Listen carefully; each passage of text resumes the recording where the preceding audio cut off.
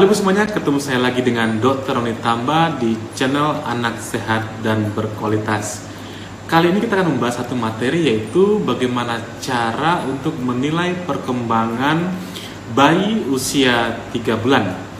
Namun sebelum membahasnya, saya mengucapkan terima kasih kepada seluruh orang tua yang sudah rajin menyimak materi-materi kami di channel Anak Sehat dan Berkualitas.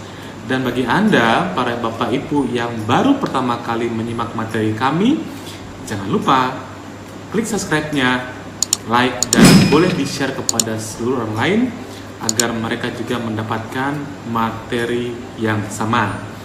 Yuk kita mulai pembahasannya.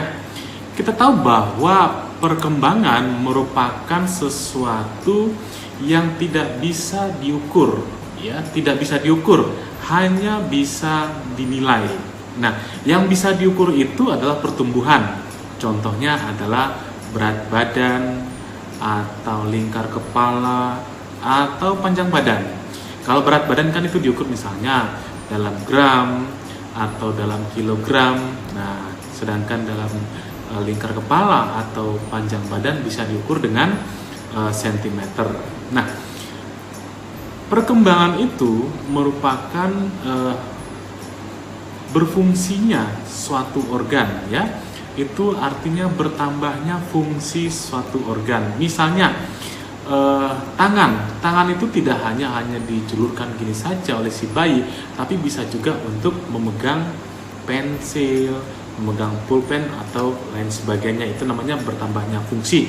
Atau bertambahnya fungsi mata daripada bayi yang awalnya hanya bisa melihat-lihat tanpa ada tujuan. Nah, sekarang dia bisa menilai atau mengenal mana ayahnya atau mana ibunya. Dalam perkembangan ini ada 4 aspek yang kita nilai. Yang pertama adalah motorik kasar, yang kedua adalah motorik halus, yang ketiga adalah bicara dan bahasa, dan yang keempat adalah personal sosial atau sosialisasi atau kemandirian. Nah, apa sih alat-alat yang kita butuhkan? Sebenarnya sangat simpel, 2 saja. Yang pertama adalah KPSP. Apa itu KPSP? Adalah kuesioner pra-screening perkembangan. Nah, contohnya ini, itu bisa Anda, bisa Anda dapatkan, di-download di internet itu nanti, ya. Kuesioner pra-screening perkembangan, nanti dipilih sesuai dengan usia bayi atau anak yang Anda nilai.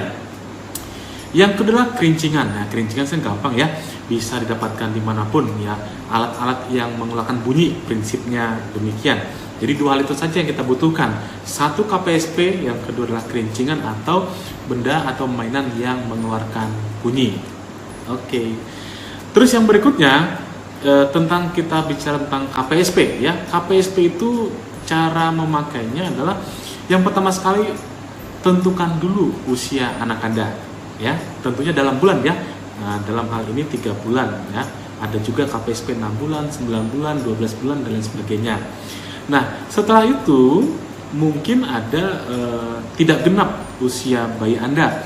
Misalnya bayinya 3 bulan 16 hari. Nah, apabila lebih dari 15 hari atau 16 hari ke atas, itu dapat digenapkan menjadi 1 bulan.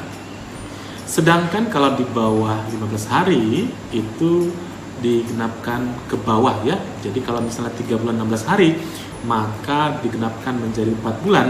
Sedangkan kalau 3 bulan 15 hari itu digenapkan menjadi 3 bulan. Nah, setelah itu nanti ada dalam KPSP itu ada 10 pertanyaan. Nah, item itu nanti ada kolom ya dan tidak. Nah, Anda tinggal centang saja apakah pada pertanyaan yang A, B, C, D, E itu anak Anda bisa atau tidak. Jika bisa, maka dicentang di kolom yang tanda ya-nya, ya.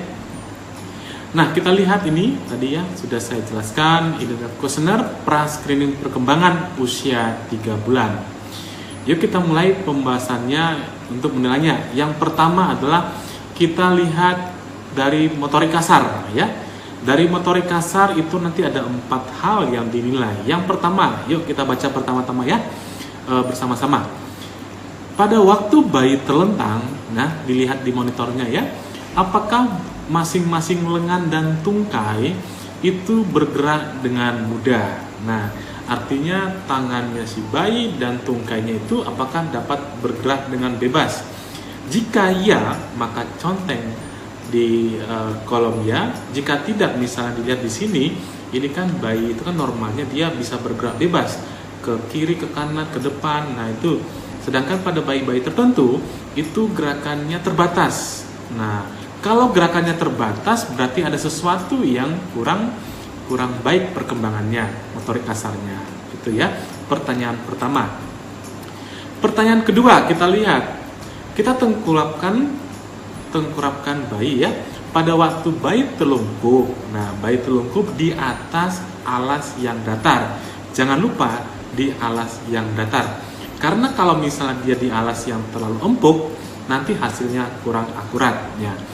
Kalau misalnya kita tengkurapkan bayi di alas yang datar, apakah bayi itu dapat mengangkat kepalanya? Ingat, hanya bisa mengangkat kepalanya, tidak dibatasi misalnya harus berapa derajat.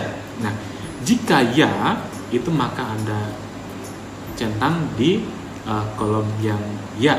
Jika tidak, centang di kolom yang tidak. Nah, ini pertanyaan kedua. Pertanyaan ketiga adalah kelanjutan dari pertanyaan kedua, tapi dibatasi oleh derajat. Kalau tadi pertanyaan kedua itu berapapun dia bisa menaikkan atau mengangkat kepalanya, itu ya. Sedangkan pada pertanyaan ketiga itu minimal harus 45 derajat. Nah, seperti ini ya. Ini 45 derajat. Sedangkan pertanyaan keempat itu harus bisa tegak atau 90 derajat. Kalau misalnya bayi Anda usia 3 bulan bisa mengangkat kepalanya tegak atau 90 derajat, maka dicentang jawaban ya. Lalu kita masuk pada motorik halus ya, gerakan motorik halus. Nah, yang pertama nanti kita lihat jika misalnya bayi kita telentangkan, apakah bayi itu dapat mengikuti gerakan kita atau gerakan Anda? Ingat, ini hanya dari kiri ke tengah. Misalnya dari kiri ke tengah atau dari kanan ke tengah. Artinya dari samping kanan atau kiri ke tengah. Ya, jika ya, maka centang jawaban ya. Nah, pertanyaan yang berikutnya, pertanyaan ke-6 atau yang kedua dalam motorik halus, itu lebih tajam atau lebih tinggi dibandingkan dengan pertanyaan yang sebelumnya. Dimana kalau pertanyaan sebelumnya tadi ini kan hanya dari samping entah kiri atau kanan ke tengah, sedangkan yang ini dia dari satu samping cross ke samping yang lain. Nah, artinya dari sini dia bisa ke sini ya, artinya cross gitu ya. Sedangkan tadi pertanyaan sebelumnya kan dia hanya dari samping kiri atau samping kanan, itu hanya ke tengah saja. Itu. Nah, sekarang berbicara tentang aspek yang berikutnya adalah bicara dan bahasa. Nah, aspek yang kita nilai yaitu apakah bayi dapat mengeluarkan suara-suara lain kecuali atau selain menangis ya. Kalau menangis itu tidak dihitung, tapi suara lain, ini mengoceh namanya ya, atau dalam istilahnya cooing, misalnya nah itu namanya mengoceh. Jika bayi Anda bisa, maka centang jawaban ya. Jika bayi Anda tidak bisa, maka centang jawaban tidak.